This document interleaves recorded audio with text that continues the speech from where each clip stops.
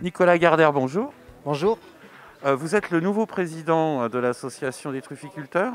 Comment ça s'appelle exactement? Oui, effectivement, je suis le nouveau président de l'association des trufficulteurs de la région de Martel. Oui. On s'appelle trufficulteurs de la région de Martel, mais en fait, on va très prochainement changer de dénomination. Nous allons nous appeler très bientôt l'association lotoise des trufficulteurs d'Écosse et Vallée de la Dordogne. Pourquoi cette nouvelle appellation?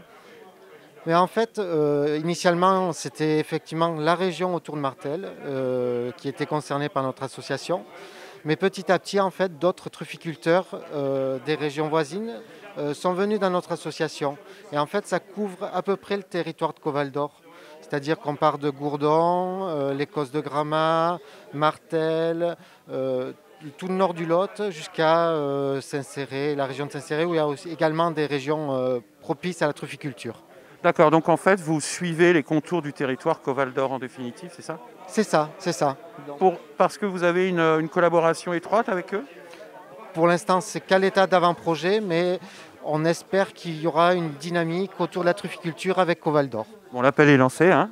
L'appel est lancé, c'est dans les tuyaux. On a déjà eu une réunion avec Coval-d'Or. Il y en aura une autre en fin janvier.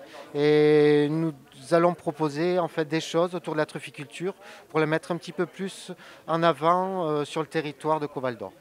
D'accord. Alors, justement, aujourd'hui, donc c'est votre premier marché ici à Martel. Oui, c'est notre premier marché à Martel et notre premier marché de l'année.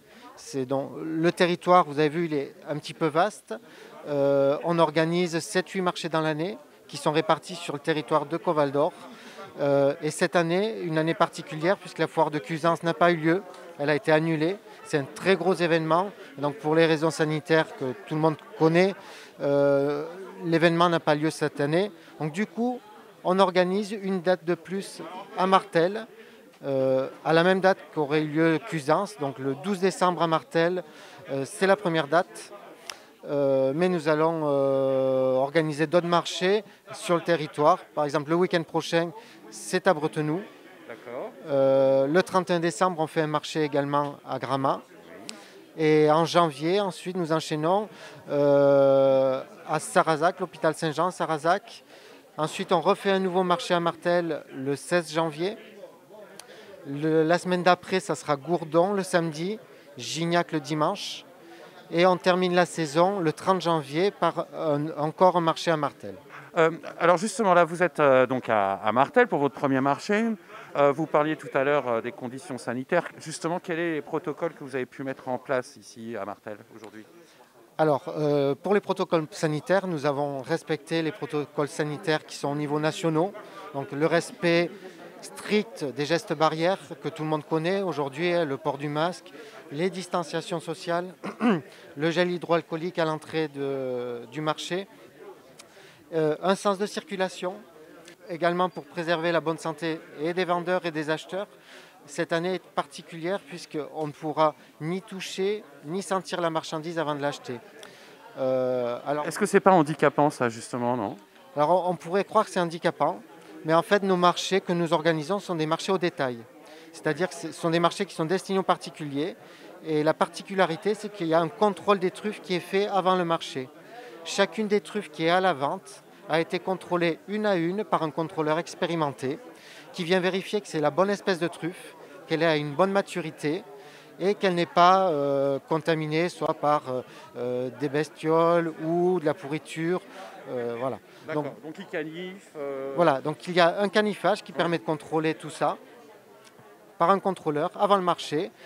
Et donc je vais vous dire, on peut presque acheter les yeux fermés, puisqu'on est garant de la qualité des truffes qui sont présentes sur le marché et on y tient énormément, surtout cette année où l'acheteur ne veut pas ni sentir ni toucher. Oui, parce qu'avec les masques, c'est pareil, pour sentir, c'est pas évident. Alors, si en plus on les achète les yeux fermés, mais comment est-ce qu'on va faire? Non, on les achète les yeux fermés, mais à partir du moment où la transaction est finalisée, évidemment, on peut la sentir et faites-nous confiance, il y a du produit de qualité. Très bien, Nicolas. En tout cas, merci d'avoir répondu à nos questions. Et puis, surtout, on vous souhaite bon vent, parce qu'en ce moment, c'est pas évident. Et peut-être que vous avez quelque chose à faire passer. Alors, merci pour cette interview et l'intérêt que vous portez à la truffe. Cette année, on va dire qu'on va remercier les autorités lotoises, que ce soit la préfecture ou le département du Lot via son président, qui ont, dans cette année particulière où il y a eu des confinements, ils ont autorisé les trufficulteurs à pouvoir se rendre sur les truffières pour les entretenir, mais également pour récolter les truffes et les présenter au marché. Donc on n'a pas de statut, on n'est pas agriculteur, mais la préfecture a été sensible en fait à notre milieu et pour continuer à favoriser les produits de qualité tels que la truffe, ils nous ont autorisé à se déplacer vers nos truffières et nous les remercions. D'accord. Donc on remercie tout le monde. Ah, la cloche sonne. La cloche sonne, c'est le début du marché, voilà. Donc, alors c'est parti. C'est parti, ça y est, la saison 2020-2021 est partie. Cette année, ça commence quand même bien, les truffes sont à maturité. C'est tôt dans la saison, mais elles sont d'une bonne maturité. Et on voit que les apporteurs sont quand même assez nombreux. On doit avoir une dizaine d'apporteurs. Donc je pense que les acheteurs pourront trouver leur bonheur. Très bien. Merci Nicolas. Merci à vous. Bonne journée. Bonne journée également. Au revoir. Allez, au revoir.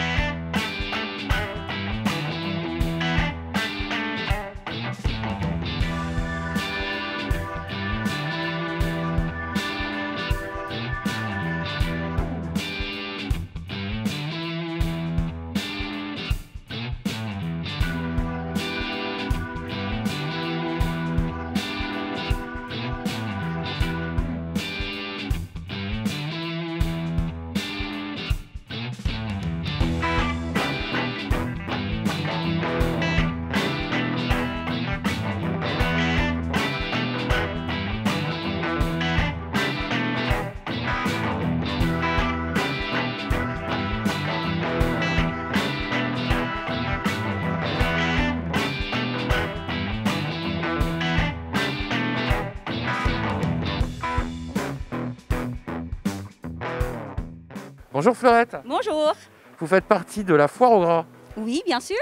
Alors qu'est-ce que vous nous proposez? Alors d'abord, je me présente, donc Fleurette Bois et Jacques Bois de Floirac. Nous sommes donc éleveurs-producteurs, donc particulièrement donc, en volaille maigre et en palmipède et exceptionnellement de mars au mois de novembre à mars, on produit du canard gras.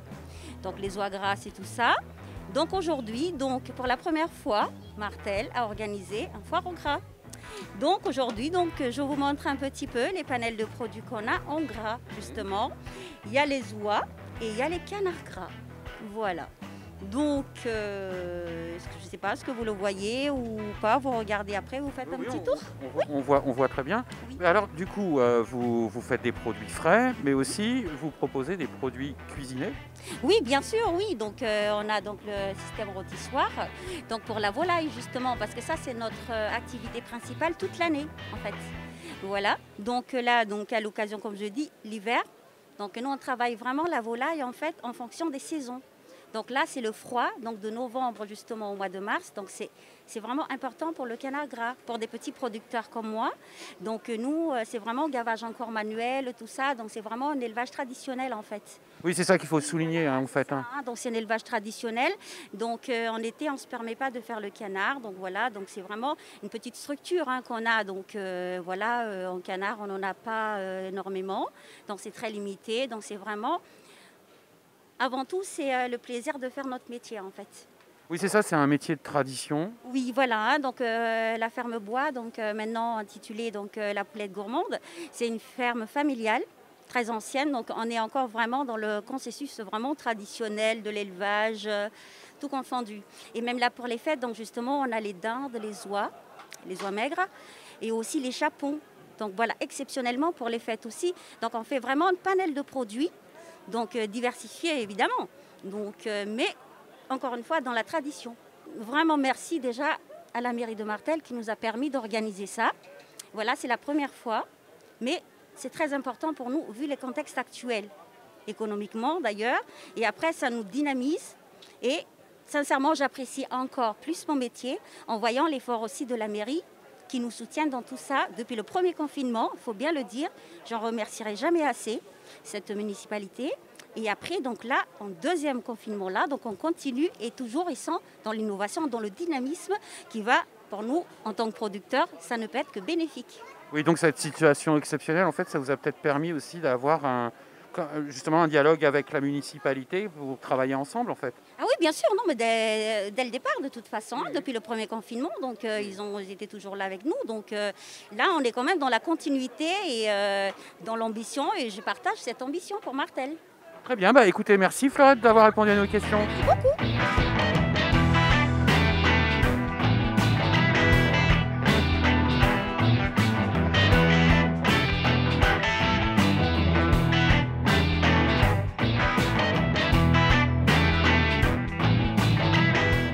Quentin Poutre, bonjour.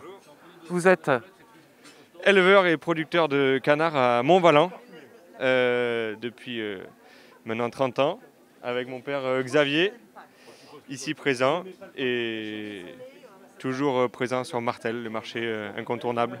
Et là, plus spécifiquement, justement, à la foire au gras. Exactement, avec 2 producteurs aujourd'hui, comme vous disiez, et puis quelques truffes en exposition également.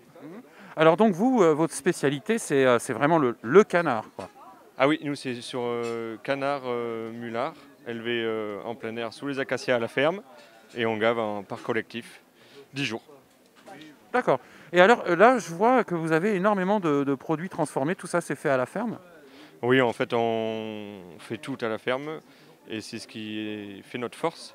On élève, on gave, on abat, on plume, et on transforme à la ferme. On a des produits élaborés comme la tourte, appelée le pastis lautois, et ensuite le classique foie gras pour les fêtes, magret, aiguillette. On fait même des tournes d'eau de magret de canard farci au foie gras. Alors on dit que c'est la foire au gras, mais le canard, c'est pas gras. Un petit peu quand même. C'est le but du canard, c'est qu'il soit plus gras que la normale, puisque le canard maigre ne fera pas un foie gras de cette taille-là. Et la qualité également est importante, puisque on travaille sur le phénomène naturel juste avant la migration des animaux. Ça leur permet de faire des réserves. Et le canard, si on veut le relâcher après le gavage, on pourra le relâcher et il sera en très bonne santé. Le canard n'est pas malade. Ah oui, d'accord, c'est pas du tout une cirrhose du foie comme on le dit. Le canard gras n'est pas malade du tout. On peut le gaver 8 fois, 10 fois, 12 fois. C'est seulement 10 jours le gavage. Et moi j'étais petit, j'étais élevé dans la ferme.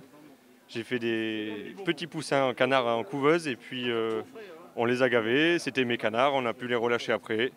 Et ça peut durer jusqu'à 10-12 ans pour un canard. Ah oui, quand même. Ah oui, sans problème. Ah oui, ça vit vieux quand même. Ah ben j'ai des oies qui ont vécu 24 ans et 25 ans. Saturnin et Jarreau. Saturnin. Voilà. Et alors, donc c'est la ferme, vous pouvez me dire, la ferme de? Ferme de la Roque, à Montvalin.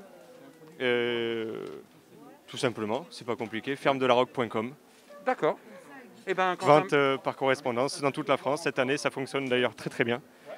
Plus de 50-60 colis par semaine. Oui, c'est-à-dire que justement la dimension sanitaire a joué beaucoup. Ah oui, cette année, on a fait plus du double en expédition, c'est assez impressionnant d'ailleurs. Il faut y être préparé quand même un minimum. Et les marchés fonctionnent quand même, ça c'est bien, parce que pour les clients fidèles, c'est important, et locaux.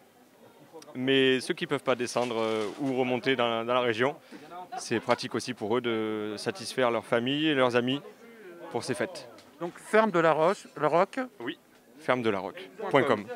D'accord. Merci voilà. Quentin. Avec plaisir. À la prochaine fois. Bonne journée. Merci, au revoir. Au revoir.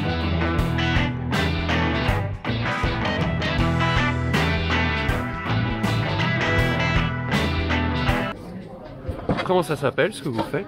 Des merveilles. Des merveilles. Vous faites des merveilles? Oui. C'est Ah, Marie qui les fait. Moi, parce je les que étale. vous C'est êtes- Marie qui a fait la pâte. Vous avez du mal à faire les merveilles. Comme quoi, il faut bien 2 femmes pour faire les merveilles. Exactement. Ah. Je plaisante.